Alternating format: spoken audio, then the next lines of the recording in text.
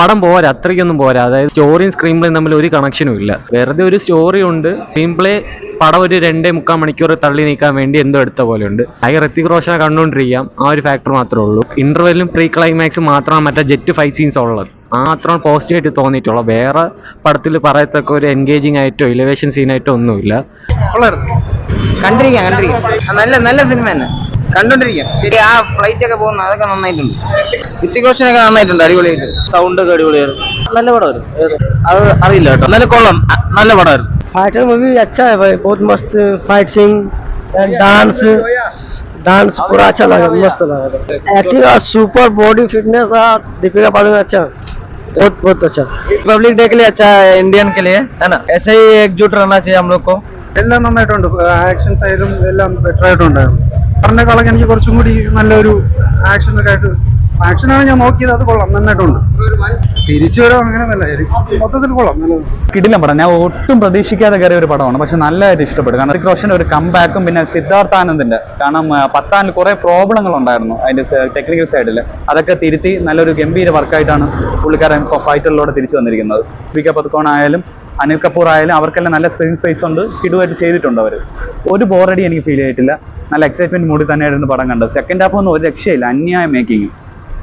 പത്താനൊക്കെ വെച്ച് നോക്കുകയാണെങ്കിൽ ഫൈറ്റർ തന്നെയാണ് കിടിലം. കാരണം ഞാൻ പറഞ്ഞില്ലേ, ഋത്തിക് റോഷൻ എന്താ ഒരു അതിലൊക്കെ ഒരു ഗുമ്മില്ലായിരുന്നു. ഷാറുഖ് ഖാനെ കൊണ്ടുവന്നെങ്കിലും ഒരു ഫീൽ ഒന്നും എനിക്കത് തോന്നിയിട്ടില്ല. പക്ഷെ ഇതിൻ്റെ അകത്ത് വേറെ ലെവലായിരുന്നു. അന്യായം എന്ന് പറഞ്ഞാൽ അന്യായ പെർഫോമൻസ് ആയിരുന്നു എല്ലാവരും. എനിക്ക് തോന്നുന്നു ഇത്തവണത്തെ വിന്നർ തന്നെയാണെന്ന് തോന്നുന്നു ആ പടം ഫൈറ്റർ. ഭയങ്കരമായിട്ട് ഇഷ്ടപ്പെട്ടു. അങ്ങനെയല്ല, അതൊക്കെ ചിലപ്പോൾ ബോറാവുമെന്നാണ് വിചാരിച്ചേട്ടോ, പക്ഷെ എല്ലാം പക്ക നല്ല ക്ലിയർ ആയിട്ട് അവർ ചെയ്തിട്ടുണ്ട് എല്ലാ സംഭവം.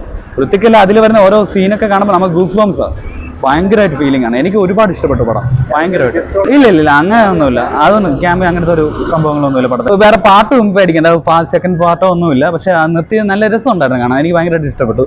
ഞാൻ പൊട്ടൂന്ന് വിചാരിച്ച് കയറിയ പടമാണ്, പക്ഷെ ഭയങ്കരമായിട്ട് സന്തോഷമായിട്ട് ഇറങ്ങിയത്.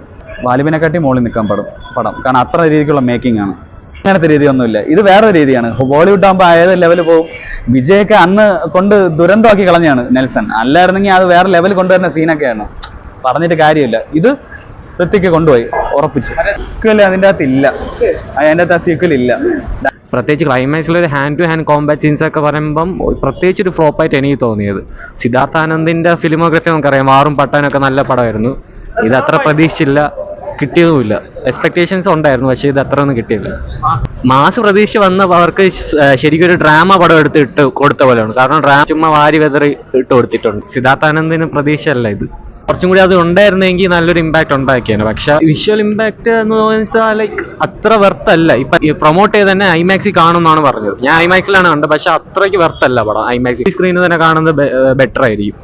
റോഷന്റെ വൻ തിരിച്ചെന്ന് ചോദിച്ചാൽ ഫാൻസിന് ഓക്കെ അത്രയ്ക്കും, കാരണം പുള്ളിക്കാരൻ ലുക്കും സ്വാഗും ഈ പടം നല്ല എടുത്തു കാണിക്കുന്നുണ്ട്. ഇത് നോർമൽ ഒരു പടമാണ്, കാരണം ഒരു ഡ്രാമ പടം എങ്ങനെയാണോ അതേപോലെ എടുത്തു.